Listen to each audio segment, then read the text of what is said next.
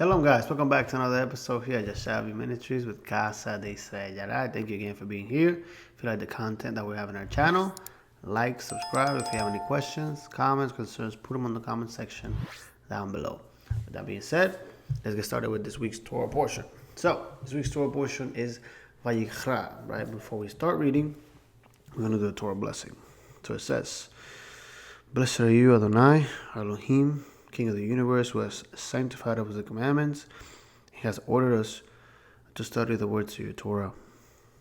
Please, Adonai, that the words of your Torah are pleasant to our mouth and to the house of Israel. That the house of Israel and their sons and the sons of your people, the house of Israel, are knowers of your name and students of your Torah for its essence. Blessed are you, Adonai, who teaches the Torah to his people of Israel. Blessed are you, Adonai, our Elohim, King of the universe, who has chosen us from among the nations and has given us the Torah. Blessed are you, Adonai, giver of the Torah." Amen. So, like I said, this week's Torah portion is VAYIKRA. The portion starts off in Leviticus 1 through 6, 7, and it is introducing us to the book that is right in the middle of the Torah, right? Now, we understand now that the Torah are the 5 books of Moses, or the 5 books that were given to Moses by Elohim, right? The recount of the history and the order of the Creator, right? So we understood in Genesis, creation. We understood that in Genesis we had creation, we had the fall of man, right? We had Noah, we had the flood, we had Abraham, the man that was chosen to have descendancy of a nation that would eventually become the people of Israel. And in Exodus, we saw this nation or this family become a nation, right? And we saw Elohim deliver them from bondage, from Egypt, right? From oppression, from a kingdom of many deities that served as representations of God. And so they were delivered from there. And now, towards the end of the book of Exodus, we saw that Elohim gave the people of Israel a new identity. He gave them the law, right? The Torah, the Decalogue, right? The 10 Commandments, plus other commandments, right? A structure in which they were going to live and structure the nation by. Okay? And then they were given the temple, the place in where they were going to come to worship, the place that they were going to come to honor Elohim and represent him. And so at the end of Exodus, we saw that Elohim gave the people a place in where they were going to meet with him and get to encounter him, and where he will abide with his people, his chosen people. Okay? Now, the closing part of Exodus gave us the details of how they constructed the tabernacle, who constructed them, and how they constructed it. The elements, right? The courtyard, lever, right? The altar, the menorah, the table of showbread, the altar of incense, the ark of the covenant, right? The holy of holies, the holy place, right? All these intricacies, right? The high priest, the priesthood, right, was chosen, and so all these details were given. Now, Elohim comes from the mountain, Mount Sinai, and where he communicated with Moses. And he now, at the end of Exodus, right, Exodus 40, we see how the cloud enters the tabernacle. Now, the presence of Elohim comes from the mountain into the tabernacle, and now the presence of Elohim is among the people. And now we come to the book of VAYIKRA in the moment where Elohim calls Moses from the Holy of Holies. Because from the ark, he will speak to the people, or he will speak to Moses, and Moses will transmit the message. So, VAYIKRA, Leviticus 1 through 6, starts the following way. It says, "VAYIKRA el Moshe vayetaber Adonai elav me'ohel moed la'amor." In English, "And the Lord called Moses and spoke to him from the tent of meeting, saying, Speak to the people of Israel and say to him, when any one of you brings an offering to the Lord, you shall bring your offering of livestock from the herd or from the flock." Now, Elohim is going to tell the people, God has delivered the people Now he has told them how he wants the place that they will meet with him to be built according to his order. And now he's going to tell them how they're going to approach him with his presence in this place. Now, temples, right, were common in ancient Near Eastern civilizations, right? Rituals, sacrifices, like we're going to learn today, were common in this time. They believed that the gods wanted a place and that they will feed them. And so we will touch on those details, okay? But the main point right now is that Elohim created a place, or gave the people a place where he wants to dwell. Now he's going to tell them how they will approach him. Now, it talks about an offering, a burnt offering, right?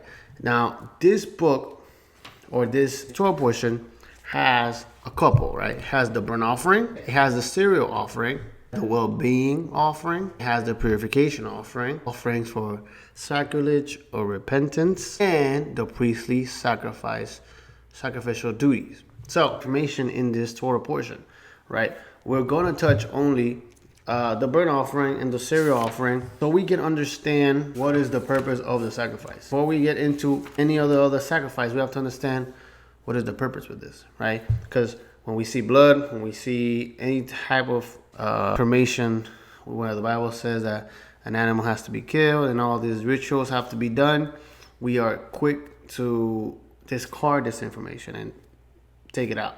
So, let's read. The Lord called Moses, spoke to him from the tent of meeting, saying, speak to the people of Israel and say to them, when any of you bring an offering to the Lord, you shall bring your offering of livestock from the herd of the flock. If this offering is a burnt offering from the herd, he shall offer a male without blemish. He shall bring it to the entrance of the tent of meeting, that he may be accepted before the Lord. He shall lay his hand, one hand, on the head of the burnt offering, and it shall be accepted for him to make atonement for him. Then he shall kill the bull before the Lord, and Aaron's sons, the priests, shall bring the blood and throw the blood against the sides of the altar. That is, at the entrance of the tent of meeting. Then he shall flay the burnt offering and cut it into pieces, and the sons of Aaron, the priest, shall put fire on the altar and arrange the wood on the fire. And Aaron's sons, the priest, shall arrange the pieces, the head, and the fat on the wood that is on the fire on the altar. But his entrails and his legs he shall wash with water. And the priest shall burn all of it on the altar as a burnt offering, a food offering with a pleasing aroma to the Lord. Now, if his gift for burnt offering is from the flock, from the sheep or goats, he shall bring a male without blemish. He shall kill it on the north side of the altar before the Lord, and Aaron's sons, the priest, shall throw it in blood against the side of the altar. He shall cut it into pieces with its head and its fat, and the priest shall arrange them on the wood that is on the fire of the altar. But the entrails and the legs he shall wash with water, and the priest shall offer all of it and burn it on the altar. It is a burnt offering, a food offering with a pleasing aroma to the Lord. If the Lord is a burnt offering of birds, and he shall bring, if his offering to the Lord is a burnt offering of birds, then he shall bring his offering of turtle doves and pigeons, and the priest shall bring it in, and the priest shall bring it to the altar and wring off its head and burn it on the altar, and its blood shall be drained out in the side of the altar, and he shall remove its crop with its contents and cast it beside the altar on the east side, is in the place for ashes. He shall tear it open by its wings, but shall not serve it completely. And the priest shall burn it on the altar, on the wood that is on the fire, a burnt offering, a food offering with a pleasing aroma to the Lord. So the burnt offering, right, if it was cattle, if it was sheep or a goat, or if it was a bird, each had a different approach, but it was all burned completely on the altar. We're going to read some information from this book, Leviticus, Jacob Milgram. Very great information of ancient Near East, context of the sacrificial functions and meaning, and a little bit from here, the JPS Torah commentary on Leviticus. Why are we using these resources? Because these authors, these researchers did research that we did not do based on the information with context, with integrity, and these details that they bring shine light into fundamental aspects of our faith and help us understand things that we are not able to understand because we don't have the scholarly or the studies, right? So this information takes time to understand, and so if we can make it easier on ourselves, we do our best to. So chapter 1 through 7, right, constitutes the first section of the book of Leviticus. Okay, they outline the basic modes of sacrifice, right? Listings describing a several classes of offerings to be presented to God in the sanctuary, right? Chapters 1 through 5 addresses to the general populace, to individual Israelites, to their leaders, and to all who wish to worship God, or who were required by circumstances to offer a particular sacrifice, okay? The ritual expiation, right, was restricted to situations where reasonable doubt existed as to the willfulness of the offense, okay?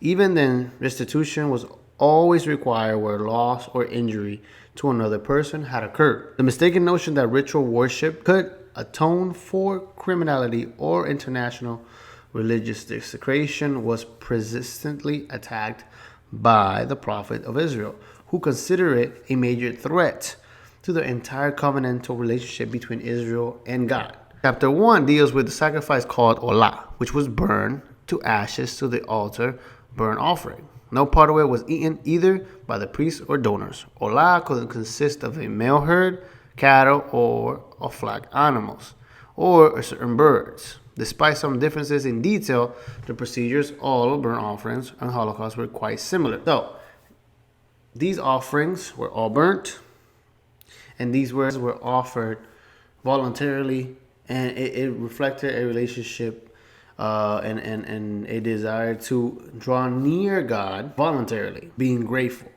Okay? Now, Jacob Milgram brings a contrast, right, from the ancient Near Eastern pagan rituals or customs to what Israel is being portrayed. Now, remember, Israel comes from a pagan culture, meaning Egyptian culture, right? And Egyptian culture is influenced by Mesopotamian, and Akkadian and Canaanite cultures, right? They're about to enter Canaan, right? So these mindsets were in the world, right? And so Elohim is trying to teach Israel to worship him correctly, okay? It says here for Jacob Milgram, it says, Mesopotamian religions as the care of feeding the gods, right? So in Mesopotamia, they believed that they fed the god, okay? So pagans regularly set food and drink on their tables, but the priestly liturgists banned all food rites inside the shrine. All sacrifices were to be offered on the outer altar in the open courtyard, okay?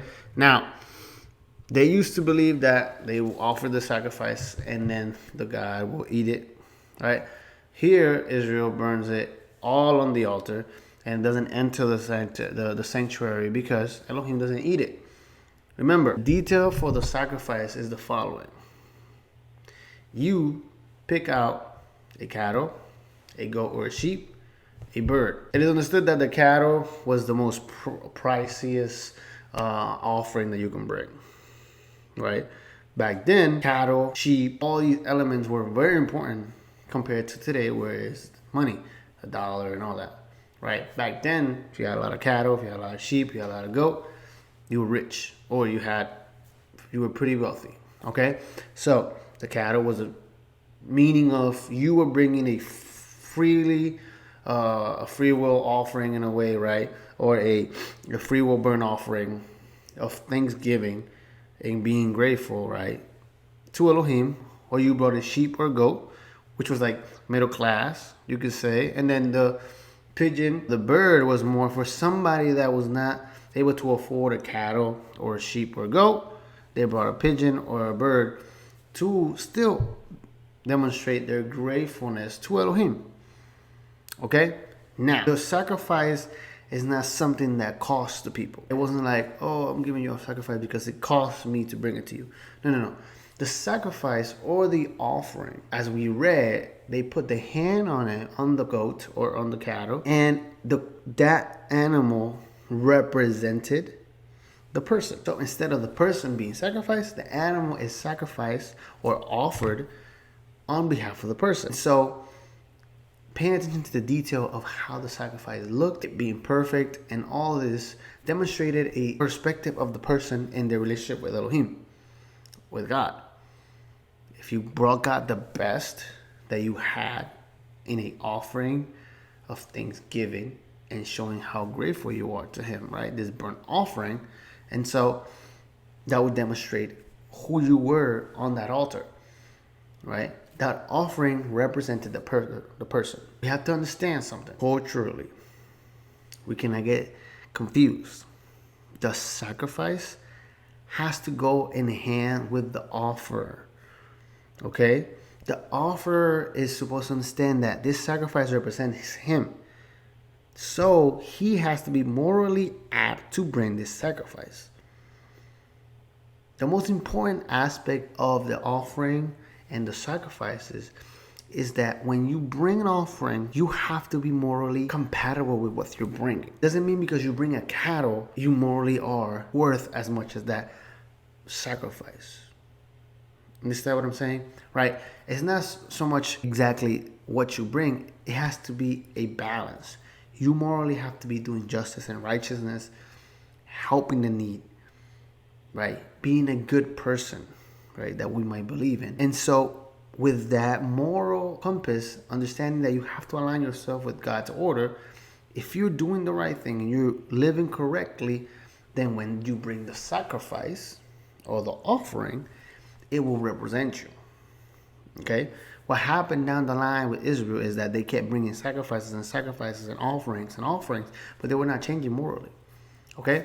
So, the sacrifices represents you. The most important concept of the sacrificial system is it represents who you are. The second offering that we can read about is the grain offering. It says, when anyone brings a grain offering as an offering to the Lord, his offering shall be fine flour, and he shall pour oil on it and put frankincense on it and bring it to Aaron's sons, the priests.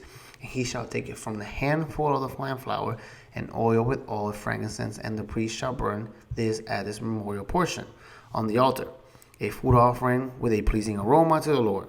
But the rest of the grain offering shall be for Aaron and his sons. It is most holy part of the Lord's food offering.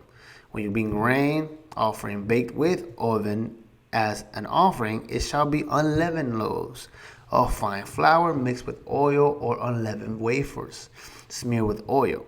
And if an offering is a grain offering baked in griddle, it shall be fine flour unleavened mixed with oil.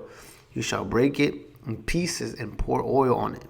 It is a grain offering. And if your offering is grain offering cooked in a pan, it shall be made of fine flour with oil. And you shall bring the grain offering that is made of these things to the Lord. And when it is presented to the priest, he shall bring it to the altar. And the priest shall take from the grain offering its memorial portion and burn it in the altar, a food offering with a pleasing aroma to the Lord. But the rest of the grain offering shall be for Aaron and his sons. It is a most holy part of the Lord's food offering. No grain offering that you bring to the Lord shall be made with leaven, for you shall burn no leaven, nor any honey as food offering to the Lord. As an offering of first fruit you may bring to the Lord. The cereal offering is understood to be for the poor, right? Offering up an animal sacrifice could be very costly. To allow all the Israelites access to Elohim through the sacrificial system, the priestly liturgy created an alternative, okay? A sacrifice for the poor, the cereal offering, right? And so in Mesopotamia, right, occult cereal offerings were offered up to the gods by totally burning them on improvised altars, okay? So the text of the cereal offering therefore inserts into its prescriptions of caveat that irrespective of what the pagans do, and indeed what might be expected of cereal offering as a surrogate burnt offering, Israel should not offer up the cereal offering even though it belongs to God, but awarded to the priests as their prerequisite, right? So, now, what does this say? Leaven cannot be brought into the temple. It says, leaven is the arch symbol of fermentation, deterioration, and death, and hence taboo on the altar of blessing and life. Okay? Wine and the epitome of fermentation is never burned on the altar hearth, but is poured on the altar base. And so the prohibition against turning into smoke any fermented substance has not been transgressed. Also, the honey mentioned here is fruit honey. The stereotype metaphor for Canaan, a land flowing with milk and honey, must intend fruit honey, because Canaan from time immemorial was known for its abundant fruits, special dates, and figs and grapes. So, understanding that, remember, the contrast that is being made is with pagan or ancient Near Eastern concepts of sacrifices and temples. Okay? Now, understanding these first two offerings, right? Because then after this we have the well-being offering, right? The well-being offering is its core offering is thankfulness, although it takes on three unique forms discussed. It says that the well-being offering falls into three categories: free will, vow, thanksgiving, right? The common denominator of all three categories is joy. I used to sacrifice the well-being offering and eat them, rejoicing before the Lord your God. The free will offering is the spontaneous byproduct of one's happiness whatsoever it causes. With a whole heart, they made a free will offering to Elohim. So, the main function of all the well-being offerings is to provide meat for the table. Each one was ate by the priests and by the people. Leviticus 1-3, the first three offerings that we see, the first three sacrifices that we have read, represent the people. Okay, the sacrificial system that we don't want to understand or we don't like to understand because we don't comprehend it in our time, has a very once you understand the context, has a very direct message. The sacrifices help the people draw near God. The offerings help the people draw near God.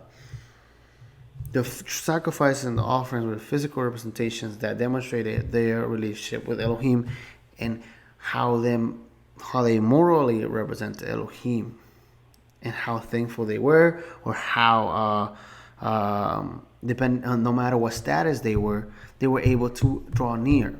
They had options. It talks about the priestly duties with the sacrificial system and how they were supposed to keep themselves holy so that they can minister to the people, so that they can represent the people. The people will prepare the sacrifices, but the priests were the ones that brought it near to Elohim. So one of the most important concepts that we need to understand from the sacrificial system is that the offerer, just as the priest who is officiating, right, the process, is that we're called to be morally prepared.